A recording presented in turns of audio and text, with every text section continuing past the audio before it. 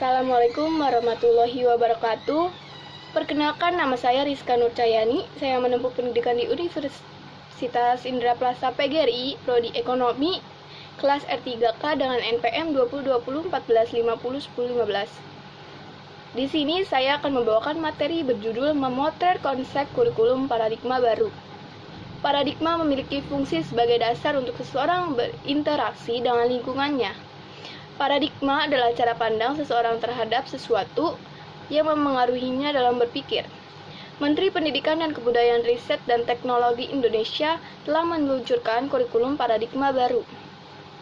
Kurikulum paradigma baru ini akan diberlakukan secara terbatas dan bertahap melalui program sekolah penggerak dan pada akhirnya akan diterapkan pada setiap satuan pendidikan yang ada di Indonesia.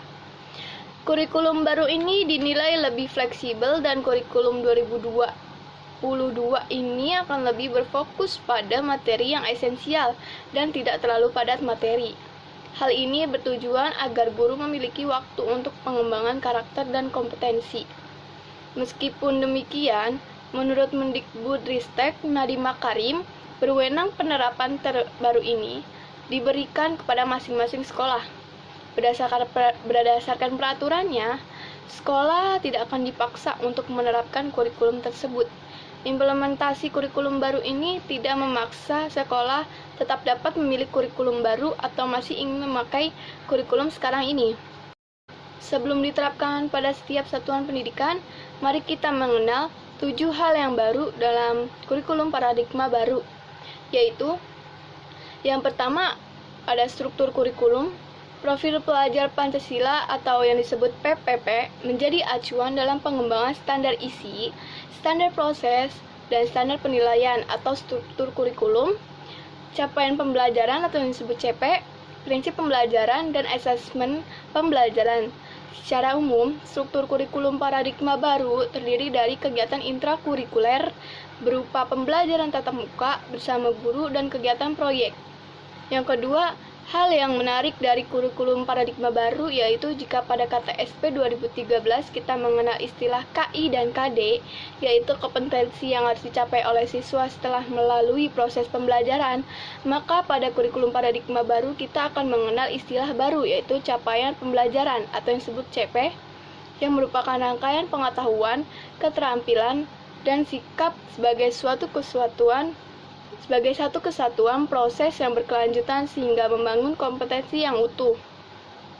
Yang ketiga, ada pelaksanaan proses pembelajaran dengan pendekatan tematik yang selama ini hanya dilakukan pada jenjang SD saja. Namun, pada kurikulum baru diperbolehkan untuk dilakukan pada jenjang pendidikan lainnya. 4. Jika dilihat dari jumlah jam pelajaran, kurikulum paradigma baru tidak menetapkan jumlah jam pelajaran per minggu seperti yang selama ini berlaku pada KTSP 2013, tetapi jumlah jam pelajaran pada kurikulum paradigma baru yang ditetapkan per tahun, sehingga setiap sekolah memiliki kemudahan untuk mengatur pelaksanaan kegiatan pembelajarannya. Yang kelima, sekolah juga diberikan keluasan untuk menerapkan model kolaboratif antara mata pelajaran serta membuat asesmen lintas mata pelajaran, misalnya berupa asesmen sumatif dalam bentuk proyek atau penilaian berbasis. Yang keenam, untuk mata pelajaran Teknologi Informasi dan Komunikasi atau yang disebut TIK, yang pada KTSP 2013 dihilangkan, maka pada kurikulum paradigma baru mata pelajaran ini akan dikembalikan dengan nama baru yaitu Informatika yang akan diajarkan mulai dari jenjang SMP. Bagi sekolah yang belum memiliki sumber daya atau guru informatika, maka tidak perlu khawatir untuk menerapkan mata pelajaran ini karena mata pelajaran ini tidak harus diajarkan oleh guru yang latar belakang TIK atau informatika, namun dapat diajarkan oleh guru umum. Yang ketujuh, untuk mata pelajaran IPA dan IPS jenjang sekolah dasar kelas 4, 5, dan 6 yang akan selama ini berdiri sendiri dalam kurikulum paradigma baru, kedua mata pelajaran ini akan diajarkan secara bersamaan dengan nama pelajaran ilmu pengetahuan alam sosial atau IPA-AS. Hal ini bertujuan agar peserta didik lebih siap dalam mengikuti pembelajaran IPA dan IPS yang terpisah pada jenjang SMP. Sedangkan pada jenjang SMA, peminatan atau penjurusan IPA, IPS, dan bahasa akan kembali dilaksanakan pada kelas 11 dan 12. Kesimpulannya, di kurikulum 2013, guru diberi kesempatan yang lebih untuk mengembangkan proses pembelajaran tanpa harus dibebani dengan tugas penyusunan silabus dan rencana pelaksanaan pembelajaran yang sangat memberatkan guru. Guru dituntut fokus pada proses pembelajaran dan pelaksanaan penilaian. Sehubungan dengan hal tersebut, maka penguasaan guru tentang metode dan pendekatan proses pembelajaran mutlak disesuaikan dengan amanat, isi, dan muatan kurikulum baru.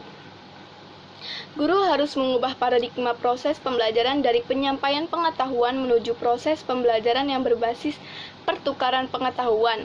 Hal ini tentu tidak semudah membalikan tangan, apalagi guru sudah terbiasa dengan tradisi bermetode ceramah yang tentu saja bersifat verbalistik.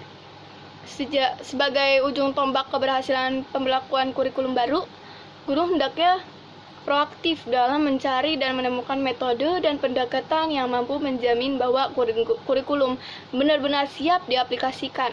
Sekian penjabaran materi dari saya. Sebelumnya, saya ingin mengucapkan terima kasih kepada Bapak Anco selaku dosen kurikulum pendidikan dan teman-teman yang sudah menyaksikan video ini.